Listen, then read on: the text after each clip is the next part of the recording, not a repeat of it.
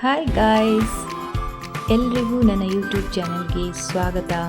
ಇವತ್ತು ನಾನು ಪೈನಾಪಲಲ್ಲಿ ನಿಮಗೆ ಒಂದು ಸ್ಪೆಷಲ್ ಆದ ಒಂದು ಸ್ವೀಟ್ ರೆಸಿಪಿ ಹೇಳ್ಕೊಡ್ತಾ ಇದ್ದೀನಿ. ಸೊ ಮೊದಲಿಗೆ ನಾನು ನನ್ನ ಚಾನಲ್ನ ಸಬ್ಸ್ಕ್ರೈಬ್ ಮಾಡಿರೋರಿಗೆ, ನನ್ನ ಸಪೋರ್ಟ್ ಮಾಡೋರಿಗೆಲ್ರಿಗೂ ತುಂಬ ಥ್ಯಾಂಕ್ಸ್ ಹೇಳಲಿಕ್ಕೆ ಇಷ್ಟಪಡ್ತೀನಿ. ಏನೆಲ್ಲ ಸಾಮಗ್ರಿ ಬೇಕು ಅಂತ ನೋಟ್ ಮಾಡೋಣ.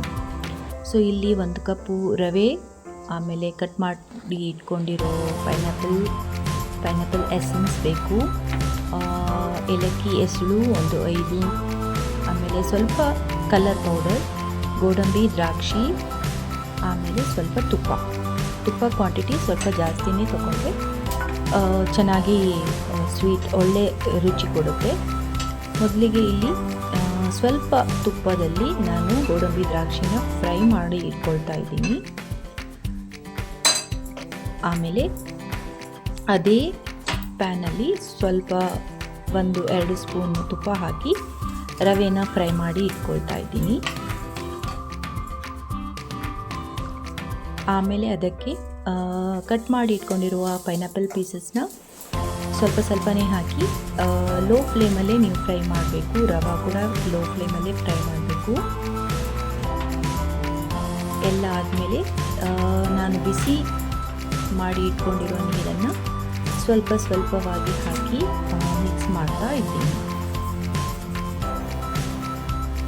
ಆಮೇಲೆ ನೀವು ಶುಗರ್ನ ಕೂಡ ಆ್ಯಡ್ ಮಾಡಬೇಕಾಗ್ತದೆ. ಅದನ್ನು ಹದವಾಗಿ ಸ್ವಲ್ಪನೇ ಹಾಕಿ ಚೆನ್ನಾಗಿ ಮಿಕ್ಸ್ ಮಾಡಿ ಆದಮೇಲೆ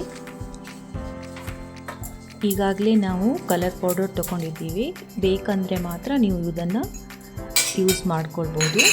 ಸ್ವಲ್ಪ ನೀರು ಹಾಕಿ ಅದನ್ನು ಅದರಲ್ಲಿ ಮಿಕ್ಸ್ ಮಾಡಿ ಚೆನ್ನಾಗಿ ಕಲಿಸ್ಕೊಳ್ತಾ ಇದ್ದೀನಿ. ಸೊ ಯಾವತ್ತೂ ಈ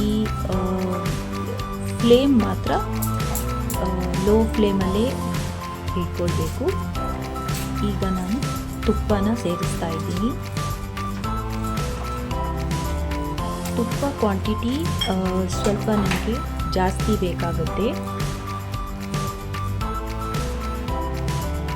ಈಗ ಎಸೆನ್ಸ್ ಆ್ಯಡ್ ಮಾಡ್ತಾ ಇದ್ದೀನಿ. ಪೈನಾಪಲ್ ಎಸೆನ್ಸ್, ಇಲ್ಲದಿದ್ದರೆ ನೀವು ಮಿಕ್ಸ್ಡ್ ಫ್ರೂಟ್ ಎಸೆನ್ಸ್ ಕೂಡ ಆ್ಯಡ್ ಮಾಡ್ಕೊಳ್ಬೋದು.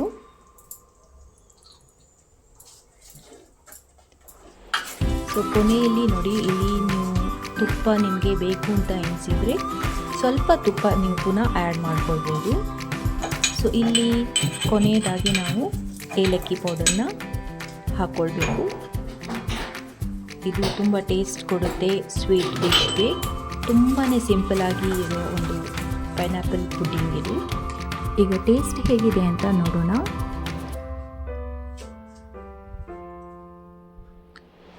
ತುಂಬಾ ಟೇಸ್ಟಿಯಾಗಿದೆ ಫ್ರೆಂಡ್ಸ್. ಸೊ ಒಂದು ಸಿಂಪಲ್ ರೆಸಿಪಿ. ಇಲ್ಲಿಯವರೆಗೆ ನನ್ನ ವಿಡಿಯೋನ ನೋಡಿ ಎಂಜಾಯ್ ಮಾಡಿದ್ದೀರಾ ಅಂತ ಅಂದ್ಕೊಳ್ತೀನಿ. Thank you for your support. ಹೀಗೆ ನನ್ನ ಸಪೋರ್ಟ್ ಮಾಡ್ತಾ ಇರಿ. ಮುಂದಿನ ವಿಡಿಯೋದಲ್ಲಿ ಸಿಗ್ತೀನಿ. ಅಲ್ಲಿವರೆಗೂ take care, good bye, have a nice day.